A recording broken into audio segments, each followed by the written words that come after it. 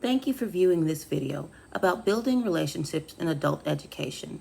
This video will address building relationships, why it's important, the best practices for building relationships, how to address the needs of adult students, how to address differing viewpoints, and applying the Christian worldview to a diverse classroom. Firstly, why do we build relationships? Creating relationships in the classroom creates meaningful connection that increases information retention. But what does relationship mean? When you're building a relationship with your students, you want to be personable, build trust, assess learning styles in order to see results in the grades that come back. But why is it important?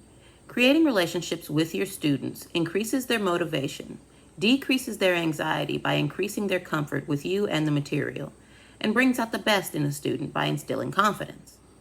This brings us to the best practices for building relationships.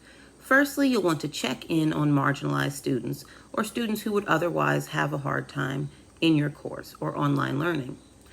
Then, you'll want to craft your tone and attitude to build a positive relationship. Carefully craft your tone and attitude to build a positive relationship. Negative interactions damage student-teacher relations. Do not be a nobody passes instructor. Being intentionally negative will cause less engagement and cause students not to trust you. Strive for specific and constructive criticisms. End criticisms on a positive note to build confidence and encourage students. But with all these things in mind, we still need to know how to learn the needs and interests of students. Firstly, encourage your class. Don't just make it about coursework. Make an effort to get to know students and ask them questions about their lives and how they relate to the material. Be vigilant for signs of student struggle, like lowered engagement.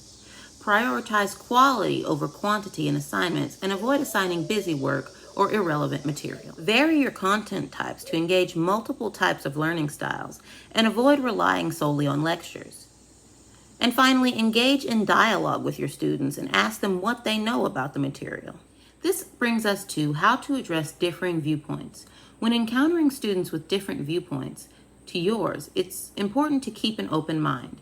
Approach the disagreement from a scholarly place and be open to hearing their points. Do not be dismissive or hostile, and above all, be respectful and remember that you are dealing with adults and you are not above them. If all else fails, agree to disagree and do not let the disagreement disrupt the class as a whole. Finally, we come to how to apply the Christian worldview to a diverse classroom.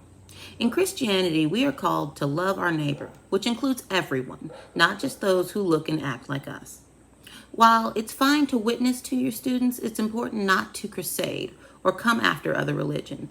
Find commonality with students of other religions, and above all, embody the Christian teachings that you espouse. Thank you for watching this video, and I hope you found the material within to be useful.